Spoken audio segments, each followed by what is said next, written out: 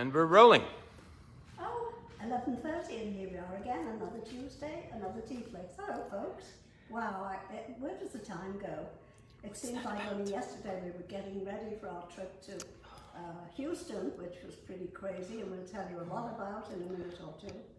But today, being the 27th of August, I have to spend a moment just to remember that it's 52 years ago today since we lost Brian Epstein.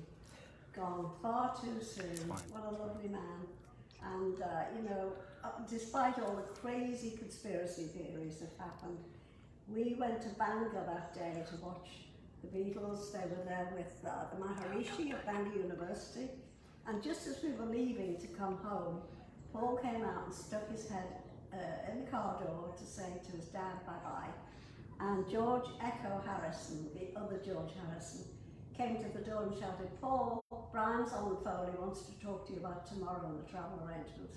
So I know that there was no way he was contemplating doing anything. And then when we arrived home, George Beetle Harrison's mum was on the phone saying, "Have you heard the news? Radio Caroline has just broadcast that Brian has shot himself." What a lot of piffle. But it just goes to prove that when a tragedy happens, you don't necessarily take, you know, the first news that you hear as gospel, because so often people just put out anything without checking it.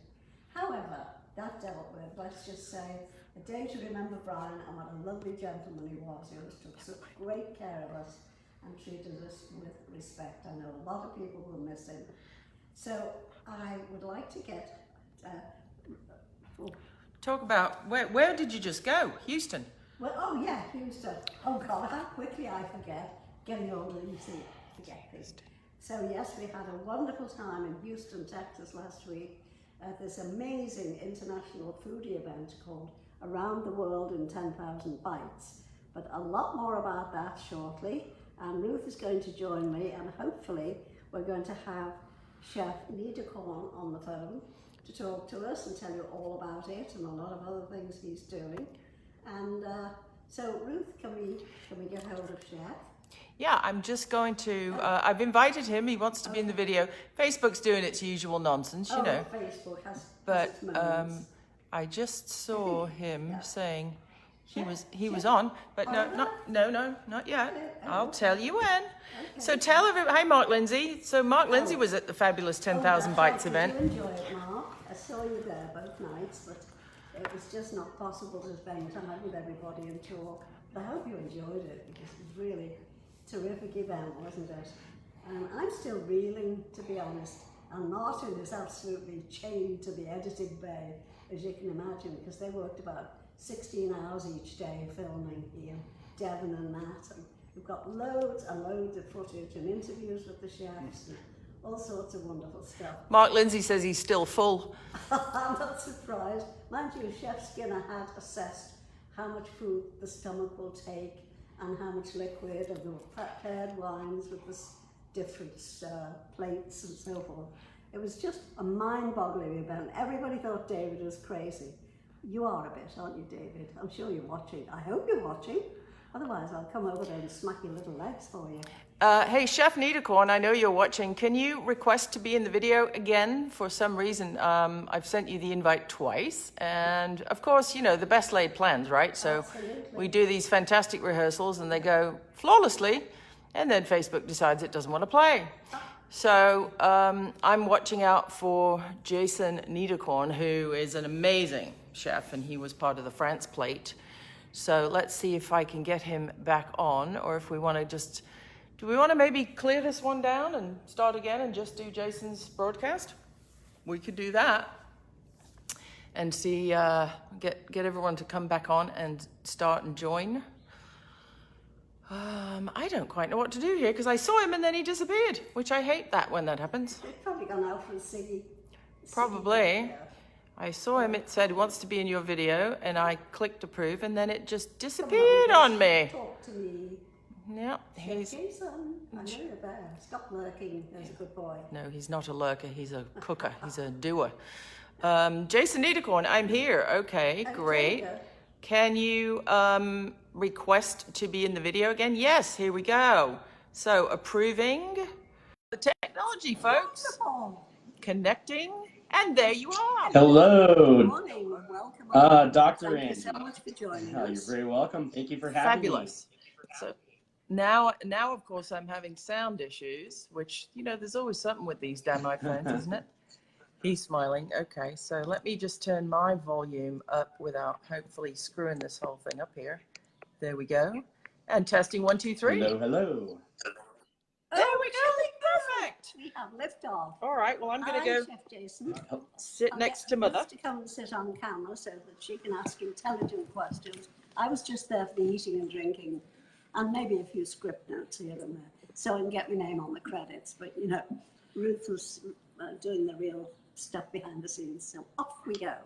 So for those of you, I mean, Chef Niederkorn should need no introduction if you are a fan of stars and the California cuisine, the American cuisine, as championed by the last magnificent himself, Jeremiah Tower.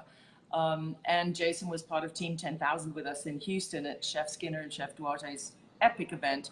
So tell us first of all, how did you get involved with Jeremiah Tower and stars and all that amazing story? Okay, well, when I first decided that I was in culinary school, I knew I wanted to go to San Francisco. And my first mentor at the time said, you must check out stars and Jeremiah Tower, as he's a true pioneer in the culinary world. And fortunately, this was back in 96, well over 20 years ago.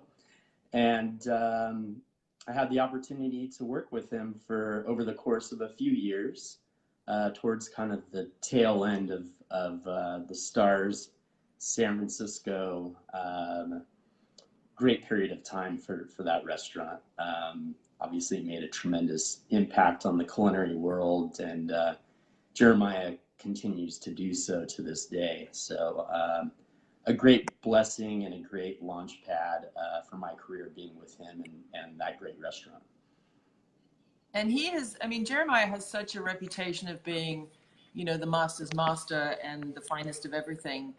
So one could potentially get the impression that he's unapproachable or standoffish or just unreachable. But I've met so many people like you through 10,000 Bites in the social media world that he's really reached out and he's mentored people, hasn't he? He brought people along. Oh, he's made such a tremendous impact on so many chefs like myself that have had direct experiences with him, as well as had a tremendous impact on chefs worldwide that have never met Jeremiah.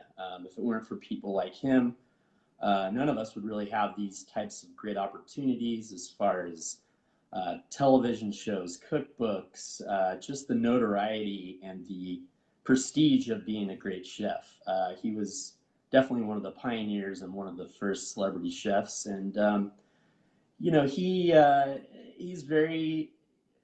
genius. And so there's going to be some things that aren't for everybody as far as his personality and things that he brings to the table. But my only experiences with him have been magical and ones that I'll never forget for the rest of my life and my career.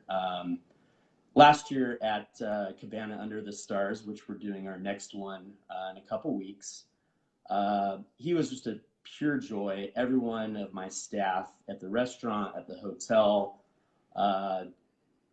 they just keep commenting on how fun it was to work with him and just how much of a joy and his presence in a room is it's electrifying. And that's the case whether he's working behind the line, which he still does, having a great dinner and copious amounts of caviar and champagne, any type of environment that he's at, he's a very special individual. He seems quite regal to me. He seems like he should be an earl or a duke or a lord or something, you know. Right? Absolutely. He definitely commands that wherever he goes. And I love the fact that he's still involved with organizations like Chef's Roll. He's still out on the circuit doing special events. Speaking of which, you have Cuts 2.0, which means it's the second one, and I'm assuming Cuts means not cuts of meat, but Cabana Under the Stars, and with a play on Cabana and Stars. Correct. Right? Tell us about that. So this was a collaboration that I proposed shortly after the Anthony Bourdain produced documentary, The Last Magnificent. Um, he and I weren't in touch for over a decade leading up to this. And so I reached out to him, kind of proposed my idea. And initially, I think that he had some hesitation, like, why would I go out to Indian Wells and, this 40-seat restaurant that I have? And I knew that he had a lot on his plate just from all the opportunities he had from the movie and a very busy schedule. So I kind of thought it was a long shot initially. And then after discussing it with him further, he seemed to become very excited about doing it. And we planned it for several months once he agreed to do it with me. And it sold out shortly after we released tickets last year. And it was a very special event. And when he left, he's like, we need to do this every year. So here we are a year later and Wow. getting ready for it. And this year it's September 13th, right? Yeah, so September 13th, it's at Sands Hotel and Spa in Indian Wells, California, which is in the Coachella Valley, about 20 minutes outside of Palm Springs. A newly remodeled hotel and brand new restaurant by Martin Lawrence Bullard, who's a fantastic world-class interior designer. And the property and the restaurant are extremely special and very chic. Kind of mid-century modern with a lot of Moroccan flair, especially on the property itself. And I think Jeremiah kind of fell in love with the property as soon as he arrived. And we just had a really great time. He's a very hardworking individual. He was up meeting with me at 9 o'clock sharp every morning, dressed to the nines, Prada shoes and all, of course. And working very hard with me hand in hand, and some experiences I'll never forget for sure. So and so that's great. So it's probably sold out, but do you have any VIP seats left or anything like that if anybody wants more information? No, actually we do still have some tickets available. We were a little bit late on releasing the tickets this year because we decided to take on some more moving parts as far as enhancements and how do we make it better than last year, and so that took some additional planning. Sure. And so everybody can just look that up at the Sands Hotel and Spa Indian Wells or the Pink Cabana, right? Yeah, and we're also on Open Table where you can book directly there as well. Great. Well, it sounds like a fantastic event. So I know we have a lot of LA and Southern California area foodie viewers. So September 13th, if you haven't already made a plan to go and eat fabulous Chef Niederkorn's food along with Meet the Last Magnificent, get in your car, get on the 10, go that way, get it done. So speaking of planning, I mean, we all just met at the Around the World in 10,000 Bites event in Houston, Texas, which was this epic thing. How did you, I mean, you collaborated on the country of France on a plate, 10 courses on it.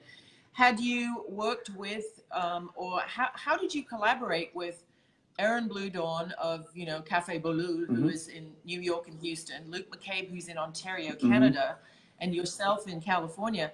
You're all collaborating on one plate. How on earth did that get done? Well, Great difficulty. yeah, it definitely sounds quite challenging, especially when you're with so many great chefs, and obviously there might be some egos that come along with that, and you're very particular about how you want things done, and none of us are used to taking direction from anyone, at least for quite some time leading up to this event. So, but I think all of us successfully were able to set all that aside and kind of just collaborate and come together, knowing that we had one common goal of creating this never been done experience. And I think that because of the finish line, the end goal was obviously greater than the sum of its parts. All of us did that really seamlessly, and it was such an amazing experience working with so many talented chefs and The egos were definitely set aside. It was everyone helping each other out. It was a real team effort. And I think anyone involved with the event would attest to that as well. Absolutely. So as far as the menu planning, ahead of time, we had quite a few calls ahead of time and a lot of emails back and forth, like these are the ideas that I'd like to bring to the table. And then once we kind of decided on the dishes, then it was like, okay, so what's the progression of dishes? Obviously a 10-course menu, it's not randomly, you know, this will be the first course, second course. A lot of thought and planning went into that as well.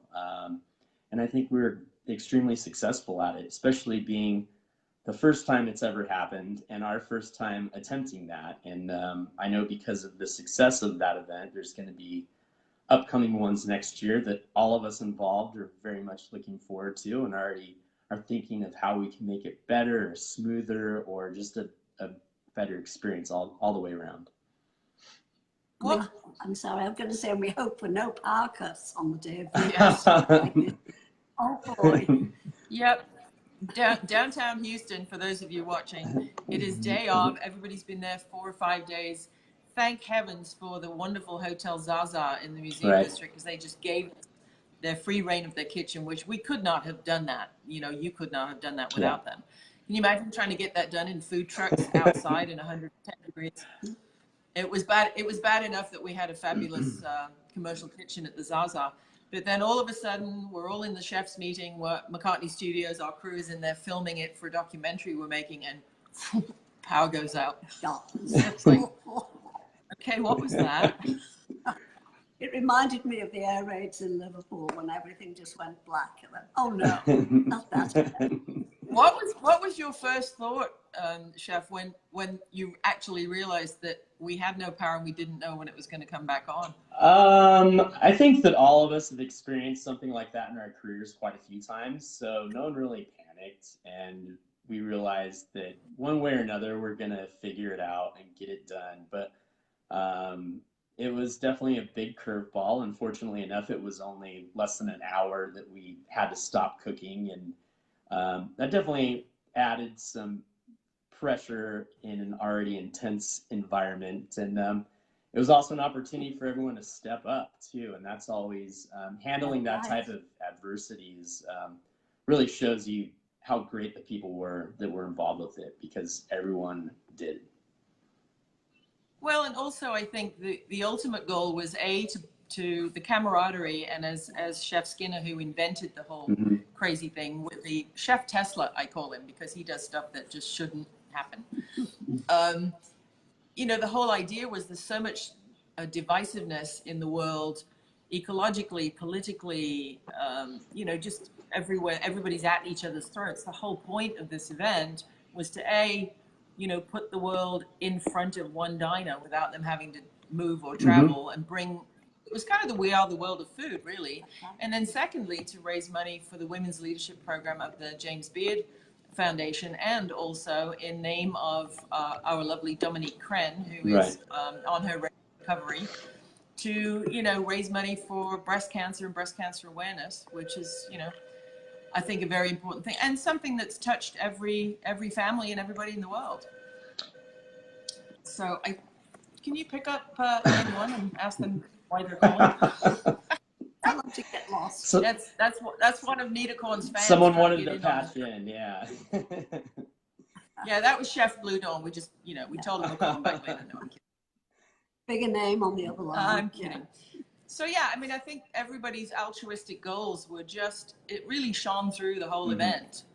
But back to the plate of France, because the center dish of the plate was the essence of the country. What was that for the viewers? I know what it was, but what was that dish, and how did the three of you, Chef McCabe, Chef Blue Dawn, and yourself, come to a consensus of agreeing on what that should be?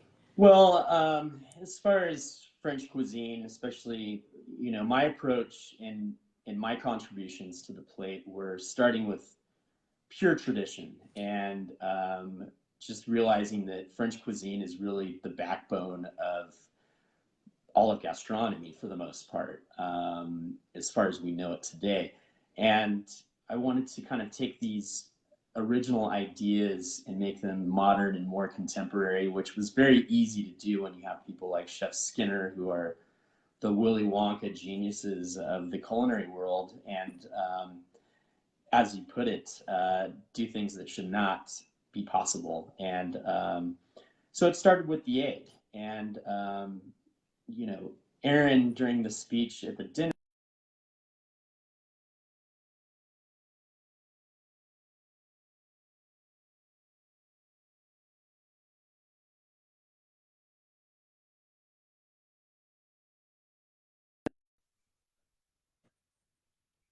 really show your personality and skill level in the kitchen. And it's a fundamental part of the cuisine. So that's what we did. We selected to do an omelet and a simple morel cream sauce, which is a dish that I've been doing for well over 15 years now. And it's one of those just beautifully simple dishes that, you know, if executed at a very high level, really makes an impact, and also symbolically as well. Yeah, that's interesting. I remember Bourdain on one of his shows just somewhere whipping up an omelet and saying, you know, this looks simple, but it's harder than you think. Absolutely. Once you have it down, you know, it's a flip of the wrist, but I'm still very ginger with my omelets. How do you, working at a resort now as the executive chef at the Sands with Pink Cabana, obviously you have guests that want meals at all odd times of the day. How do you start to even, and it's hot weather and it's resort food and they want something a little fancy schmancy. When you were putting the menu for Pink Cabana together, what was the genesis of that, and how did you arrive at where you are now, and what are some of the best-selling star dishes? Well, yeah, there's definitely a lot of moving parts. The way I approached it was looking at the Pink Cabana restaurant as its own single standing restaurant. A lot of hotel restaurants are very diluted and just not very much fun to begin with. So I definitely wanted to take an approach to really get away from that mentality and realize that I do have a very diverse clientele, people that just want to stay on the property and not come into the restaurant, people that want to make it the whole experience of enjoying the entire resort with the restaurant.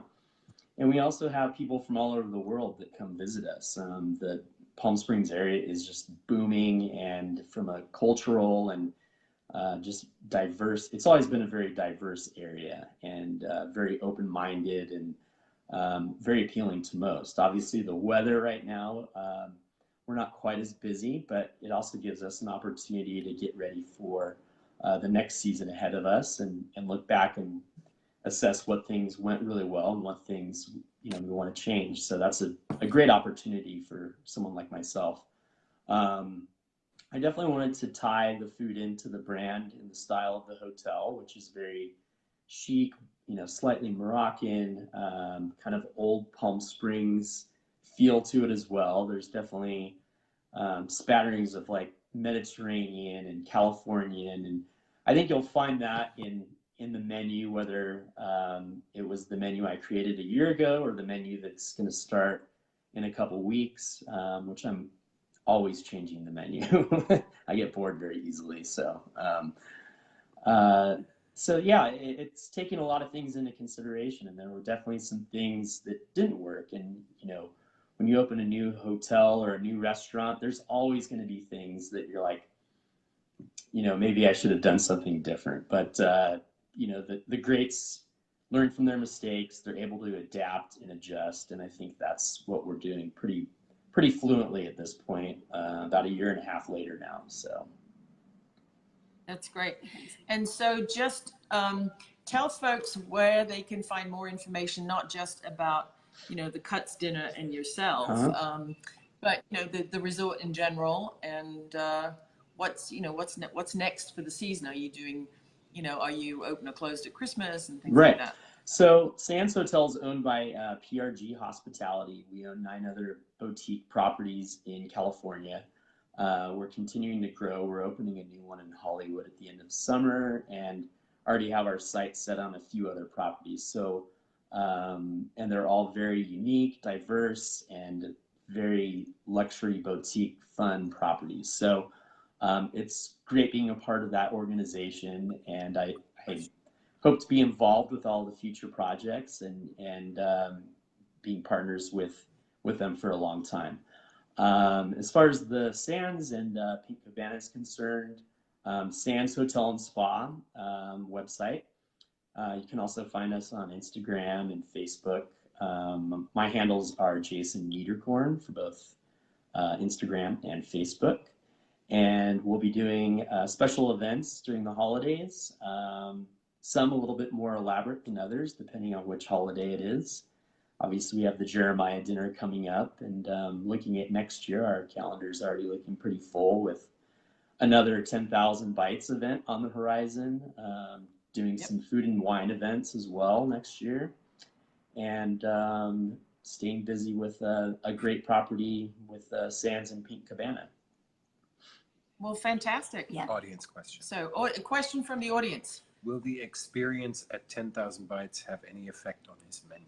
Oh, yes. Will the experience at 10,000 Bites have any effect on your thoughts on your particular menu for the Pink Cabana? My menu planning starts months prior to it happening. So what I'm going to actually release in a few weeks, that planning started several months ago. I think that my experience at 10,000 Bites is more of a bigger picture thing that will impact my decision making with a lot of things in my career moving forward. So in a nutshell, yes, it'll impact pretty much everything I do. Specific dishes, no, you're not going to see the same dishes on my menu. Very interesting. Well, did you have another question? No, I was just going to say, I think it's Burning Man out there, isn't it, about now too? Well, which brings a lot of travelers to the area. yeah, I mean, we're starting, the temperatures are starting to not be as unbearable. So that was another thing, selecting, a few weeks from now, it's going to be starting the heat wave's going to be breaking around that time. And yeah, Palm Springs area just fills up all of a sudden as soon as the weather gets a little bit nicer. Yeah. Mm-hmm. Well, that's great. Well, thank you once again, Chef, for taking time out of your busy schedule. I can't even imagine how crazy it must be running a resort restaurant. But yeah, so Martin, do you want to jump in from behind the camera? He's not camera ready today. Jolly good. Well, we are middling. We've got some great shots and stuff of you for the 10,000 Bites documentary. And we may be seeing each other soon again, I hope, because we're only 100 miles apart. But thank you so much for taking the time out of your busy schedule. And we will check in with you soon and see how things are going with the great Jeremiah Tower Cuts 2.0 dinner. Yeah. And everybody go follow at Jason Niederkorn on social and check out the Sands Resort and Spa in Indian Wells, California, and especially the Pink Cabana. Well, thank you. So drink up and eat up. Thank you so much, ladies. It's been a pleasure, and look forward to seeing you again. Yeah, absolutely. Keep in touch. Okay. Bye-bye. Stepping off.